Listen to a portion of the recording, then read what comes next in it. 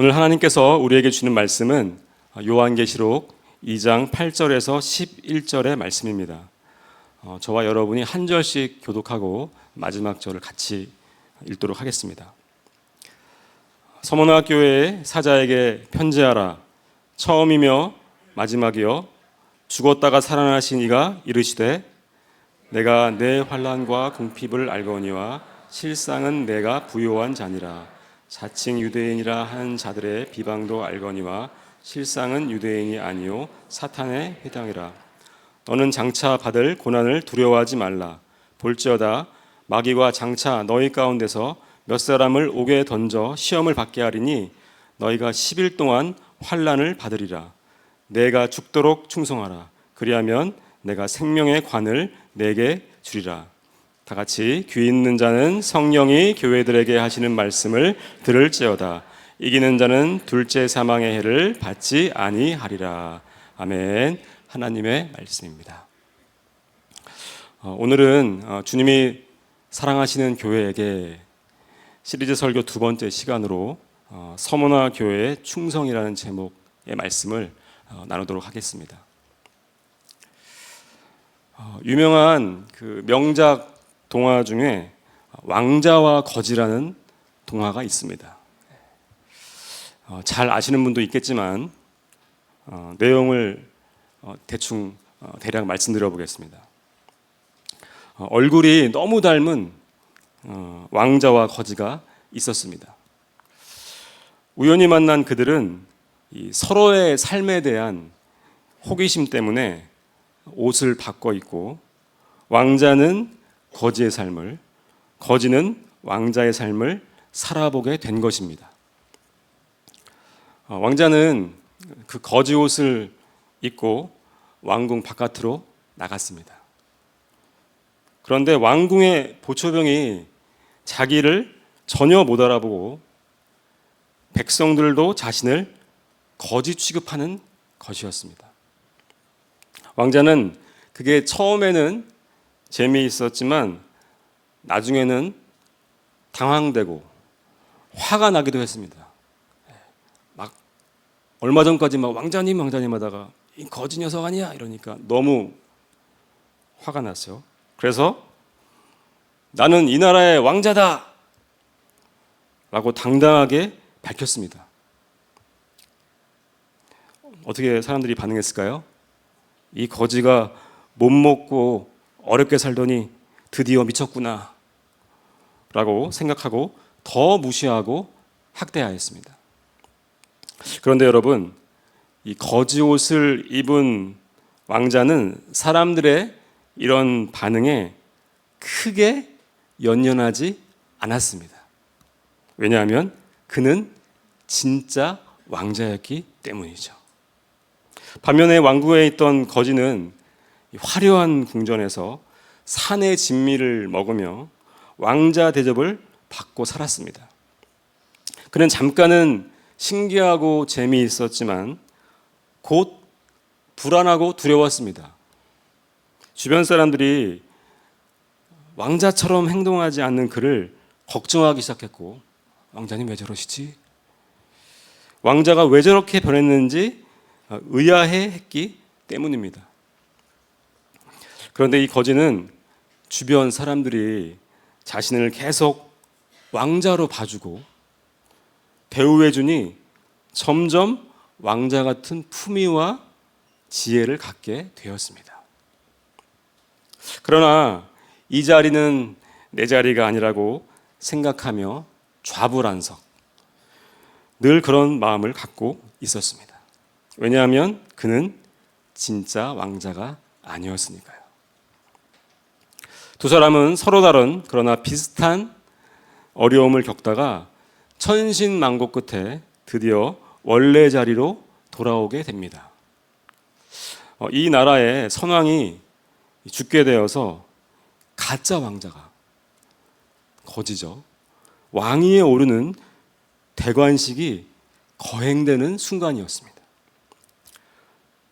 거지 옷을 입고 있던 진짜 왕자는 이 소식을 듣고 우여곡절 끝에 대관식 장소로 들어오게 되었습니다. 그리고 이렇게 외쳤습니다. 내가 이 나라의 진짜 왕자다. 사람들은 미친 거지라고 생각해서 그를 쫓아내려 했으나 왕자 옷을 입고 있던 이 거지만은 그가 진짜 누구인 줄 알았습니다. 그래서 사람들에게 소리쳤습니다. 그가 바로 이 왕관을 쓰실 진짜 에드워드 6세 왕자이시다. 모든 사람은 깜짝 놀랐습니다. 그를 미친 거지 취급을 했는데 실상은 그가 이 나라를 통치할 진짜 왕이었기 때문입니다. 왕자는 원래 자신의 자리로 돌아왔고 이 일을 통해 백성의 가난과 어려움을 더 잘 이해하는 좋은 왕이 되었습니다. 그리고 거지였던 톰 켄티 그의 이름인데 그는 왕자의 역할을 해보며 얻은 지혜와 용기로 그의 불우한 환경을 청산하고 왕의 충성스러운 신하가 되었다는 이야기입니다. 너무 잘 들으시네요. 네.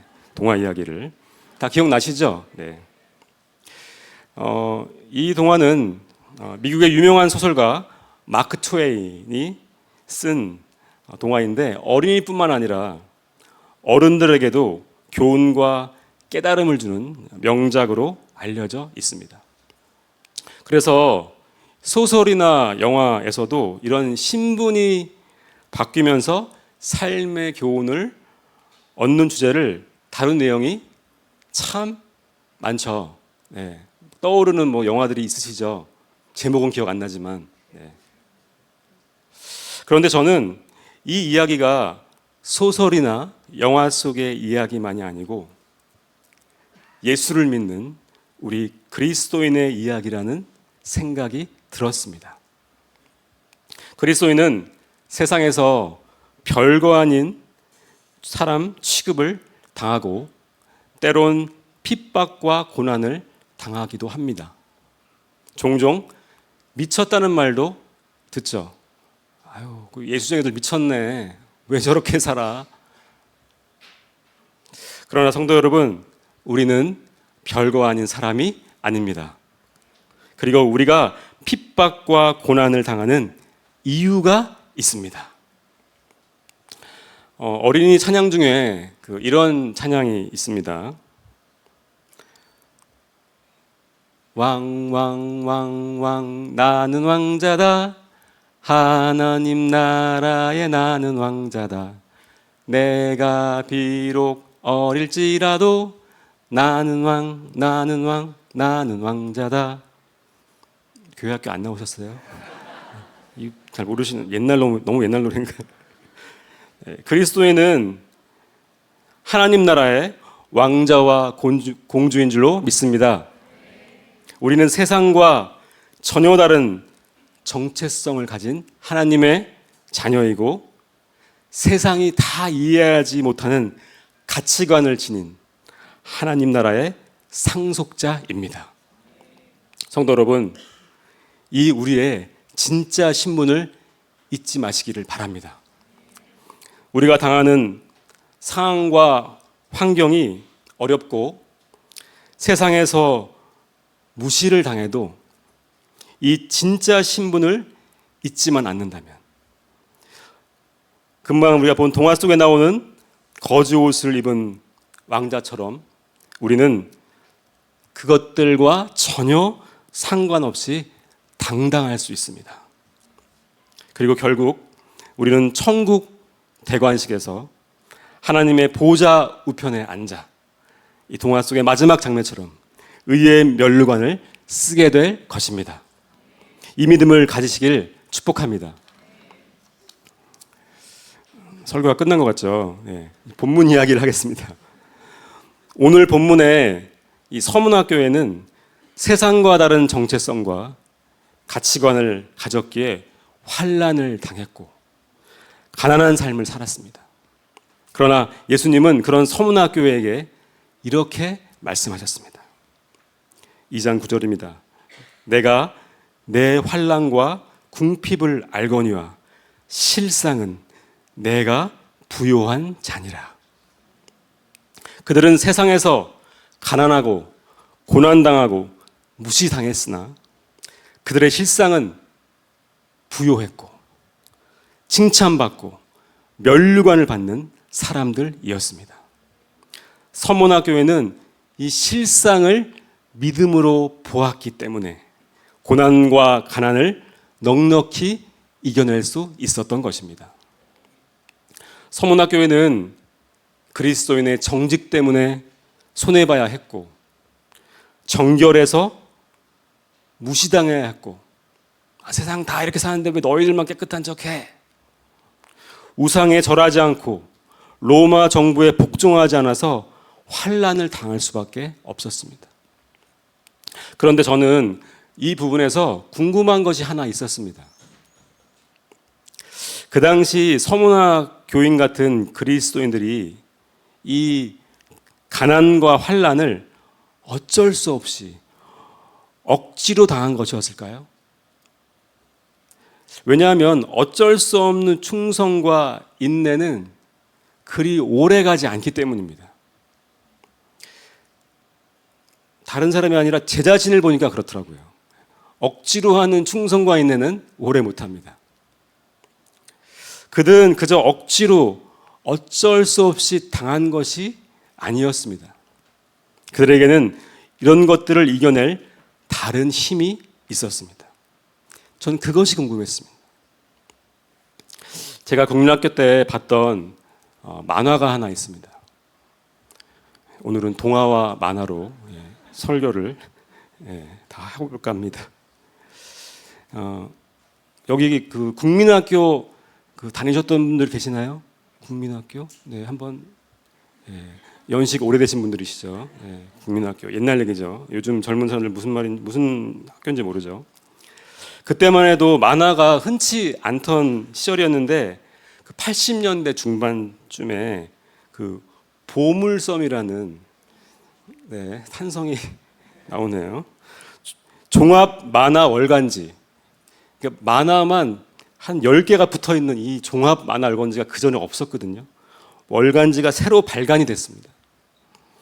매월 연재되는 그 만화 월간지였는데 아이들 사이에서 선풍적인 인기를 끌어서 서점이나 문방구에서 금방 절판되곤 했습니다. 저는 이 보물섬에 연재되는 만화의 다음 스토리가 너무 궁금해서, 왜냐하면 꼭 그 결정적인 순간에 다음 시간에 계속 이게 나오잖아요. 요즘에는 그냥 쭉 이어서 나오지만 옛날에는 한 달을 어떻게 기다려야 되나 너무 궁금해서 그거 나오는 날만 손꼽아 기다렸다가 그 나오는 날 문방구 달려가서 구입하곤 했던 기억이 있습니다. 그런데 이 보물섬에 인기리에 연재되던 만화 중에 그 허영만 씨가 그렸던 제7구단이라는 만화가 있었습니다. 아는 표정이 한 분도 안 계시네요. 저만 좋아했군요, 이거. 그 80년대에는 야구 만화가 정말 인기가 있었거든요. 이 만화 내용이 지금도 생각나는데 오늘 본문 말씀을 묵상하다가 이 만화 내용이 떠오른 거예요. 그 안에 복음적인 내용이 있다는 생각이 들어서 그걸 잠시 나누고 싶습니다. 제7구단의 내용은 대략 이렇습니다. 그 당시에 그 6개 팀만 있던 한국 야구에 7번째 구단이 창단되었는데 그 구단은 맨날 꼴찌만 했습니다.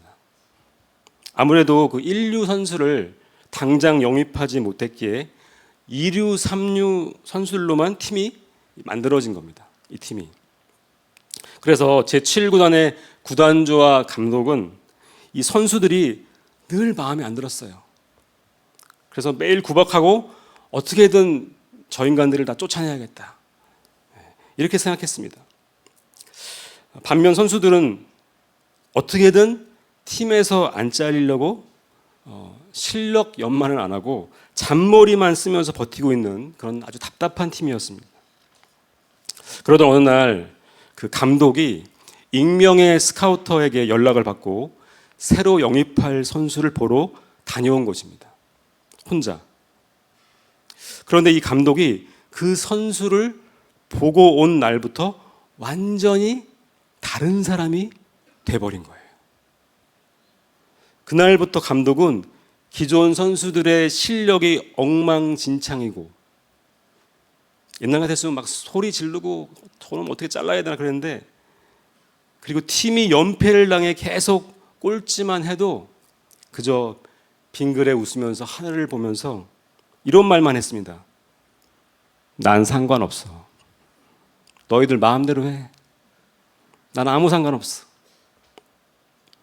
감독은 완전히 다른 세상을 보고 온 겁니다.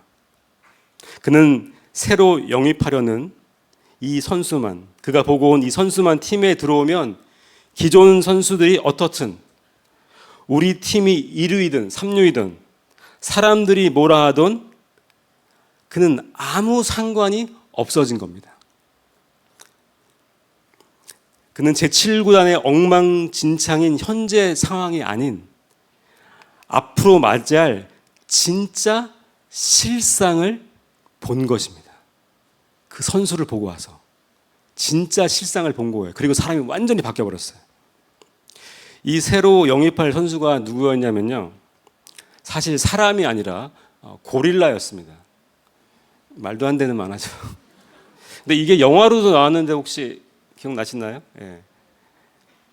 미스터 고라고 불리는 이 선수의 힘과 기량이 워낙 차원이 달랐기에 감독은 이 미스터 고에 대한 믿음 때문에 자신의 현재 상황이 어떠하던 전혀 상관이 없는 사람이 된 것입니다.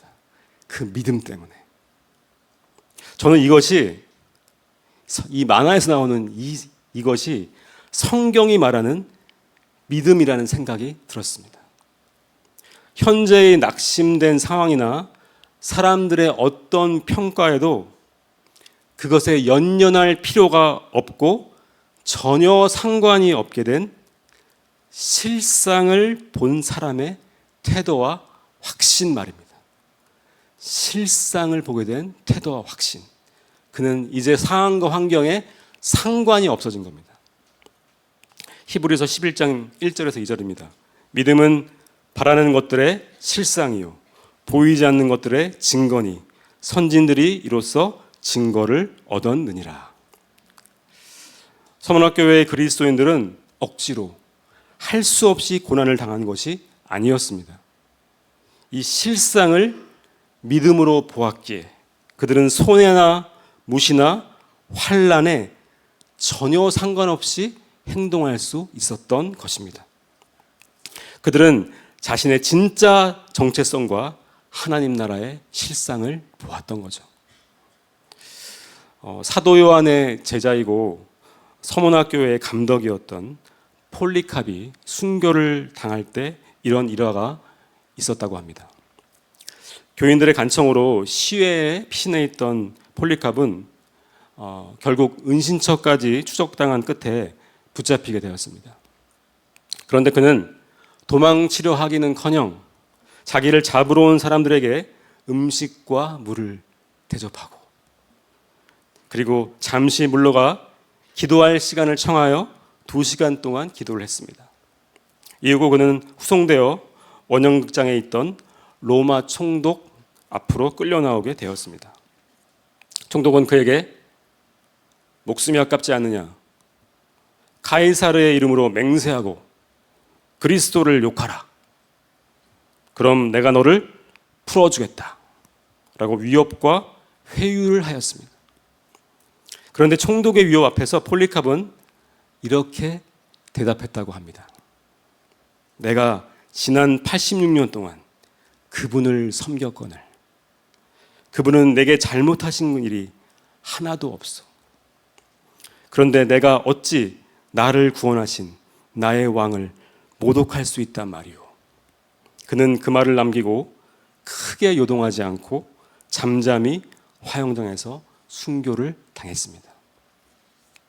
그의 죽음 앞에서의 이 당당함과 평안함은 핍박과 환난을 내 힘으로 참아보겠다는 열심으로 되는 것이 아니었습니다.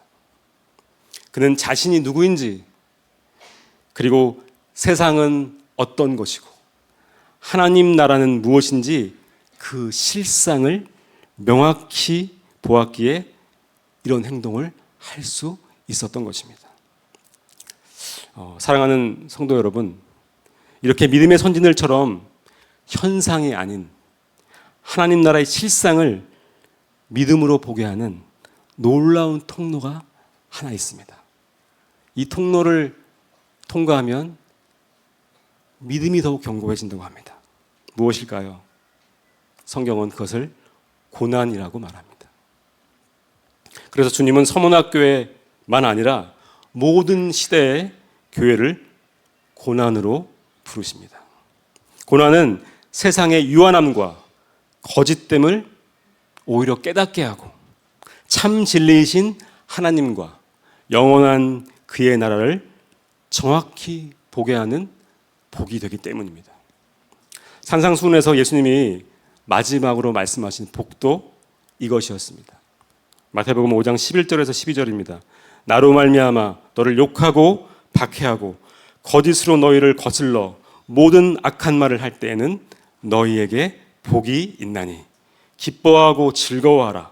하늘에서 너희의 상이 큼이라. 너희 전에 있던 선지자들도 이같이 박해하였느니라. 아멘. 예수님은 또 서문학교에 주신 명령도 분명하였습니다. 2장 10절입니다. 너는 장차 받을 고난을 두려워하지 말라. 내가 죽도록 충성하라. 그리하면 내가 생명의 관을 내게 주리라. 아멘. 지난주에 저는 인도에서 사역하시는 두 분의 선교사님을 만날 수 있었습니다. 한 분은 지난 금요 성령 집회 때였죠. 저만 만난 게 아니죠. 온 교우와 함께 만난 그 인도 뭄바이의 슬럼에서 빈민 선교를 하시는 원정아 선교사님이었습니다. 그리고 또 한 분은 최근에 한 유튜브 영상을 통해서 제가 만났는데요.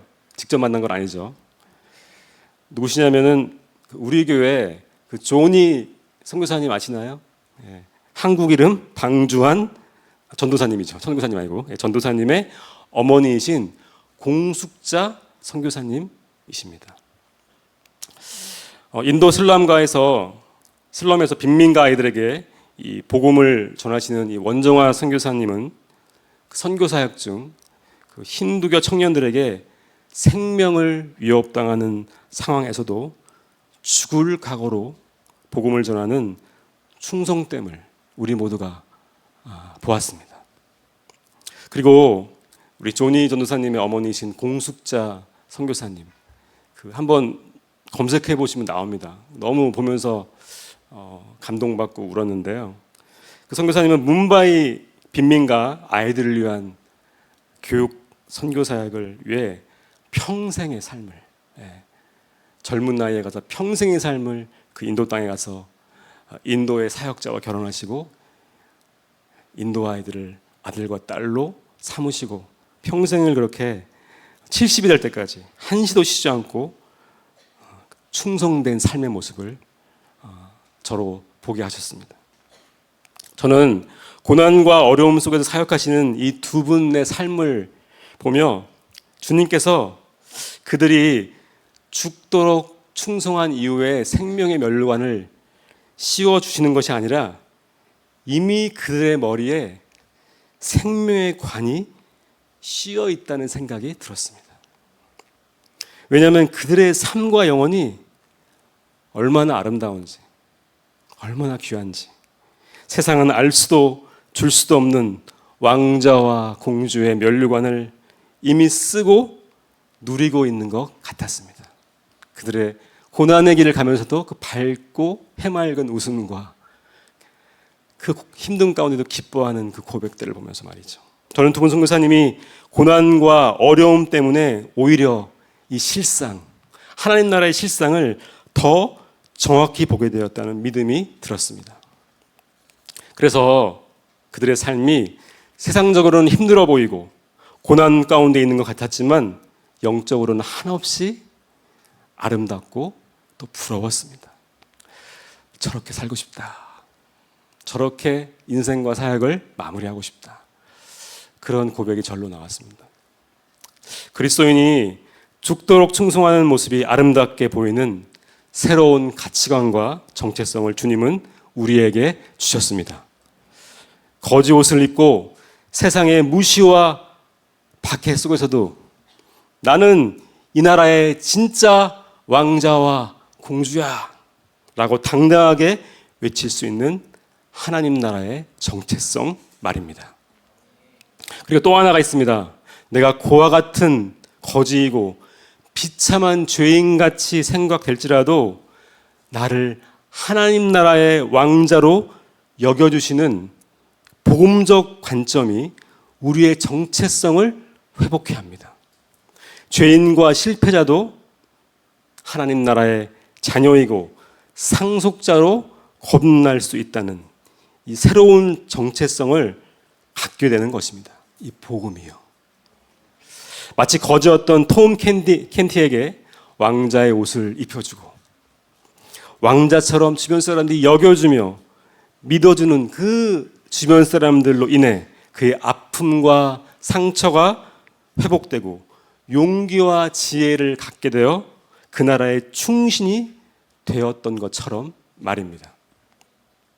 약하고 계속 넘어지는 구제불능의 나를 패배자와 죄인이 아닌 하나님 나라의 왕자와 공주로 여겨주시고 세워주시는 이 하나님의 놀라운 은혜가 우리를 거듭나게 하고, 거듭난다는 것은 우리의 정체성이 바뀐 겁니다. 거듭나게 하고 전혀 다른 정체성으로 바꿔주는 줄로 믿습니다. 이 복음은 나를 다르게 보게 하고 세상을 전혀 다르게 보게 합니다. 그래서 우리로 하여금 무명한 자 같으나 유명한 자요, 죽은 자 같으나 살아있고 근심하는 자 같으나 항상 기뻐하는 자로 만드시는 것입니다. 사도 바울은 고린도서 6장에서 자신과 함께는 동역자들에게, 그리고 우리 모두에게 이 새로운 정체성을 선포하였습니다. 고린도서 6장 9절 10절입니다. 무명한 자 같으나 유명한 자여, 죽은 자 같으나 보라 우리가 살아있고, 징계를 받는 자 같으나 죽임을 당하지 아니하고, 근심하는 자 같으나 항상 기뻐하고, 가난한 자 같으나 많은 사람을 부유하게 하고, 아무것도 없는 자 같으나 모든 것을 가진 자로다. 아멘. 사랑하는 성도 여러분, 이 정체성을 우리는 복음 안에서 이미 가졌음을 믿습니다. 우리는 세상에 낙심되고 유혹적인 현상에 연연하는 자들이 아니라 하나님 나라의 실상을 보는 하나님의 자녀이고 상속자임을 믿습니다. 그래서 아무것도 없는 자 같으나 우리는 모든 것을 가진 하나님 나라의 부유한 자임을 믿으시길 예수님의 이름으로 축복합니다. 다 같이 찬양하신 후에 오늘 말씀 붙잡고 기도하겠습니다.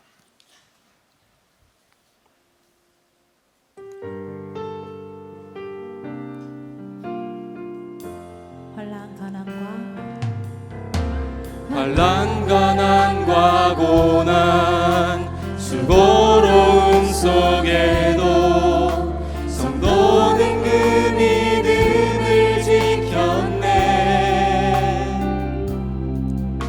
주를 섬기는 일에 자신을 다드리며 진리의 말씀과 성령으로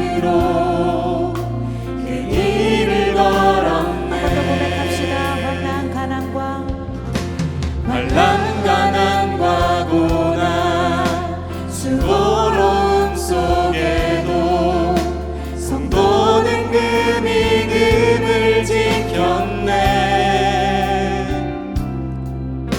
주를 섬기는 일에 자신을 다드리며 진리의 말씀과 성령으로 걸었네. 그리스도 안에서 새롭게 하시고 그리스도로 인하여 자유케 되었네.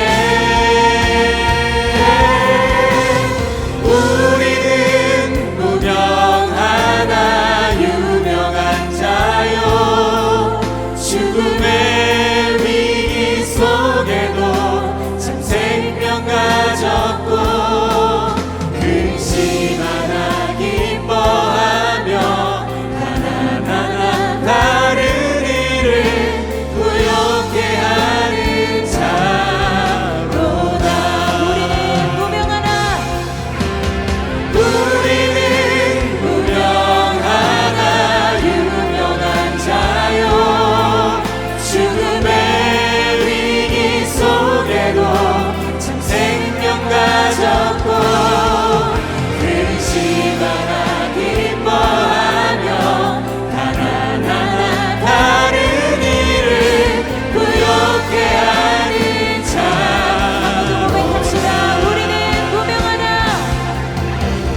우리는 무명하나 유명한 자요 죽음의 위기 속에도 참 생명 가졌고 근심하나 기뻐하며 하나하나 다른 일을 부욕해 하는 자.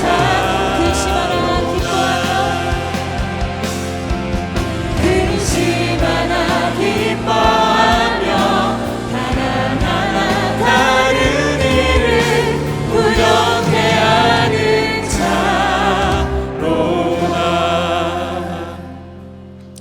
이 시간 오늘 주신 말씀을 붙잡고 두 번에 나누어서 함께 기도하겠습니다. 첫 번째로 기도할 때, 주님, 우리는 가난한 자 같으나 많은 사람을 부유하게 하고 아무것도 없는 자 같으나 모든 것을 가진 자입니다. 내 모습이 부족하고 환경이 절망스러워 보일지라도 하나님 나라의 실상을 믿음으로 보게 하시어 내가 하나님의 자녀이고 상속자임을 믿고 세상에서 이 믿음을 당당히 외치게 하여 주시옵소서. 우리 주님의 이름으로 한번 부르시고 기도하며 나아가겠습니다. 주여,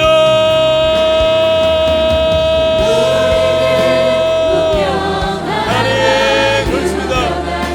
우리는 무명하나 유명한 자, 우리는 가난한 자 같으나 많은 사람을 부욕해 하며 우리는 아무것도 없지 않고 모든 것을 가진 하나님 나라의 상속자요, 하나님 나라의 자녀요, 하나님 나라의 주 아버지라는 주님, 그리스도의 놀라운 아버지 복음을 믿는 아버지여, 주의 생명을 가진 나라의 왕자와 공주님이 있습니다.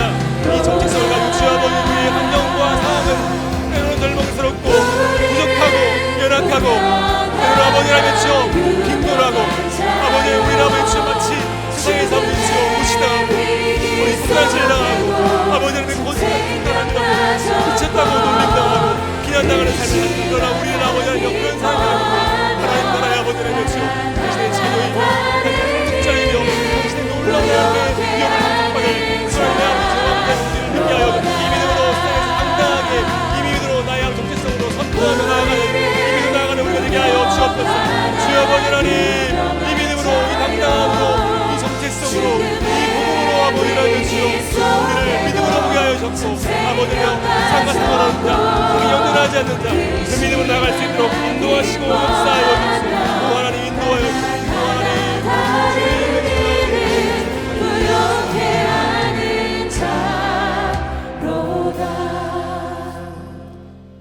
두 번째로 기도할 때, 기도하신 이후에 더 깊은 개인 기도로 이어가시겠습니다. 주님, 우리가 이미 생명의 면류관을 쓰고 사는 하나님 나라의 왕자와 공주임을 믿음으로 보게 하여 주시옵소서. 그래서 죽음의 위협 속에도, 그리고 죽음을 맞이할 때까지라도 죽도록 충성된 삶을, 그런 삶을 살게 하여 주시옵소서. 우리 주님의 이름으로 한번 부르시고 기도하며 나가겠습니다. 주여,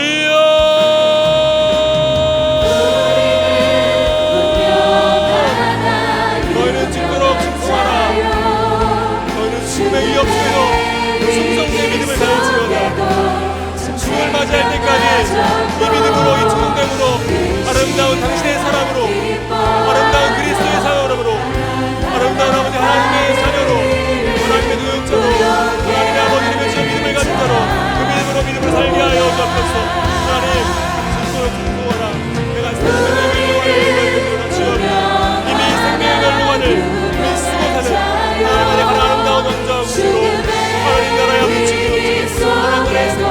제자로 살고 나아갈 수 있는 되게 하여 주옵소서. 주님의 이름으로 스스로 하나님 주여 하나님 나라의 주여 그 믿음의 선생들처럼 이 믿음으로 이 덕택성으로 이 몸으로 이 관점으로 하나님을 위해서 즐거이 순종하며 믿음으로 기쁨으로 순종하며 이 믿음으로 한 걸음 나아가는 우리가 될 수 있도록 믿음을 더하여 주옵소서. 이 믿음을 이 눈을 이 당당함을 이 덕택성을 이 복음을 아버지님께 흔들리지 않는 연연하지 않는 삶과 상관없는 이 믿음과 이 덕택성 나아가는 우리 모두가 되게 하여 주옵소서. 하나님 이 믿음과 이 복음을 허락하여 주옵소서. 하나님 우리 안에 이 덕택성을 날마다 주의 아버지 죽도록 충성할지 내게 생명의 결과를 내게 드리라 말씀하시니 아버지님의 지금 충성된 삶으로 행복하게 삶을 살게 하여 죽음을 맞이할 때 죽음의 영광을 아버지 하게 주시오. 하나님의 실상을 보는 눈을 주옵소서. 하나님의 실상을 보는 눈을 주옵소서. 이 믿음의 눈으로 이 확신으로 당당함으로 삶 가운데 이 믿음으로 담대하게 당당하게 아버지를 선포하며 믿음을 나가는 우리가 되게 하여 주시옵소서. 하나님 주여 아버지 없어서 하나님 오 아버지님 도와여 주옵소서. 우리 안에 이 믿음과 이 당당함과 이 성령 충만함을 주옵소서. 아버님의 죽음이 알려주시라고 아버지 주여 그 죽음의 역사에서 이 믿음으로 주여 당당하게 나가는 믿음의 걸음을 걸 수 있도록 인도하여 주옵소서. 하나님 역사하여 주옵소서. 우리 안에 주여 그 성령의 놀라운 충만하심 믿음의 눈으로 주여 그 다른 날을 하나님의 실상을 보는 믿음을 허락하여 주옵소서. 현상이 아니라 허상이 아니라 믿음의 실상을 하나님 나라의 실상을 보는 믿음의 눈을 허락하여 주옵소서. 오 하나님 역사하여 주옵소서. 오 주님 우리 안에 이 믿음을 더하여 주옵소서. 오 하나님 역사하여 주옵소서. 오 하나님 주여 역사하여 우리 안에 아버지가 죽음을 맞이할 때까지 아버지 죽음의 이 역사에서도 실상을 보며 믿음의 걸음과를 우리에게